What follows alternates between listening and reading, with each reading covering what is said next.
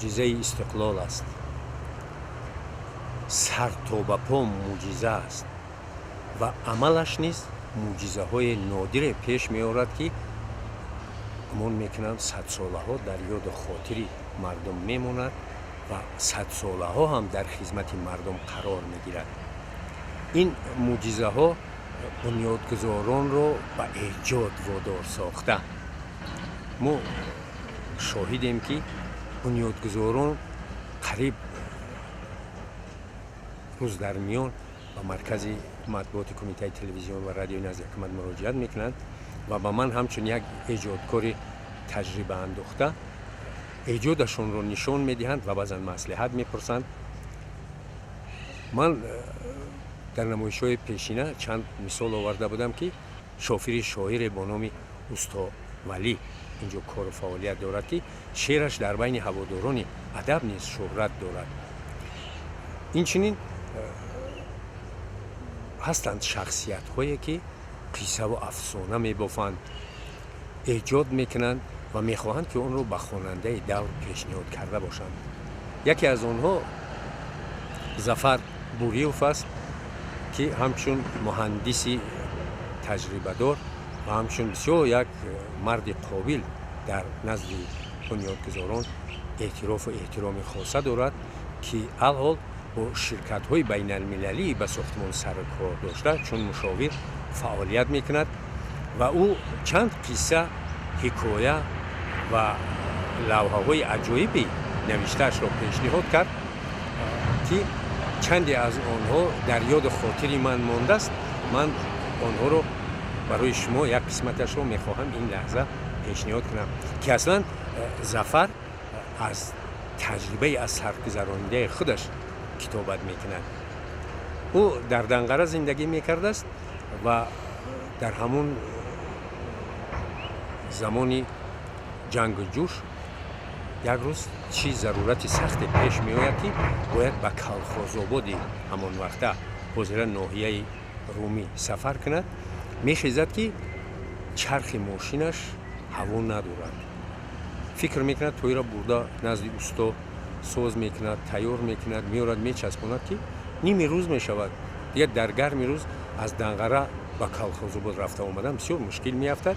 برای همین یک رفیق نزدیکش همسایه‌اش که دو خونه اون طرف زندگی میکرده است و ماشین داشته است نزد او میرود، میگوید برادر یک کاری بسیار ضرور غلطی است، یک سر قدم تو کلخازآباد رفته میآییم. میگه برادر من میرفتم نیکی ماشین من سوزشواری ندارد. من میدونم این مسئله یکون مشکلی ندارد. این کار تنی من از همین دنقره تو کلخازآباد رفته آمدن چقدر بنزین در کار می شود؟ میگه که 15 لیتر بنزین برده میارد.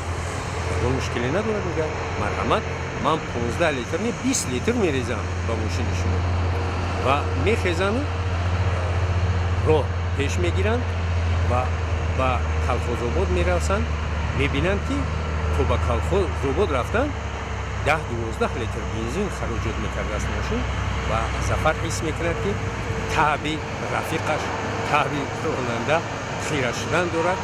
برحال سیربایی نمیتد و بعدی بازگشت میبیند که راننده زود چشم به عقربک سوزشواری میاندازد و تبش باز هم خیره تر میشود و حس میکند که تو رفت تعبی همسفرش ویران شدن دارد. میگه که برادر همین چند روز پیش خودت درباره بازار قرانتیپه گپ میزدی، کیم چی کاری داشتی یا از خاطرت برآمده است؟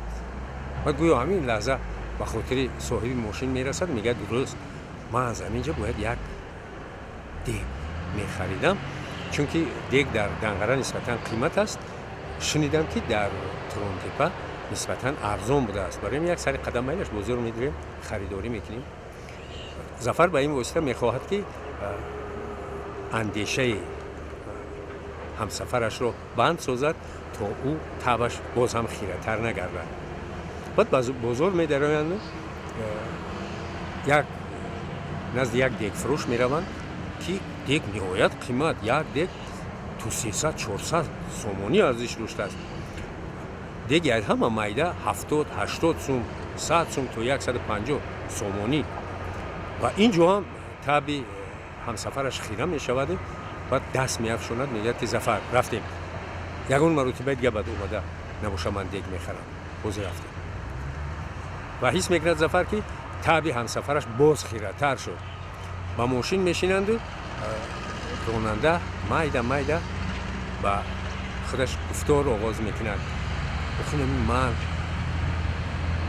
چی درد داشتم که قطعی تو خیسته ایدنگره کلفجاباد اومدم هم چرخ ماشینم خورده شد هم سوزشواری خراجات گشت هم کاری خودم بود نشد اون برای چی موندو در سری من خلقت زدگی که بعد ظفر در کتفی همسفرش با نوازش دست میرسوند میگه برادر تا هم به انصاف نشه فایده به دست آورده تا در فراموش نکن که حیران میشه من چی فایده دیدم قطعی تو خیسته اومده تشویش سر گذروندم با از حساب خودم مگر سوزشواری ریخته باز در از پی کارهای خودم شما از همه مهمش من همون دیگه خریده نتونستم برادر به هر حال به انصاف نشو میگم بار دیگر فایده همین لحظه به دست آورده تا فراموش نکن که ماشین حرکت ماشین سست میکند و روی ظفر دیده من چی فایده دیدم که تو این قدر ایستادگی داری میگه چقدر فایده ندیدی اخرا فهمیدی که نرخی دیگ در بازار چند سوم بوده است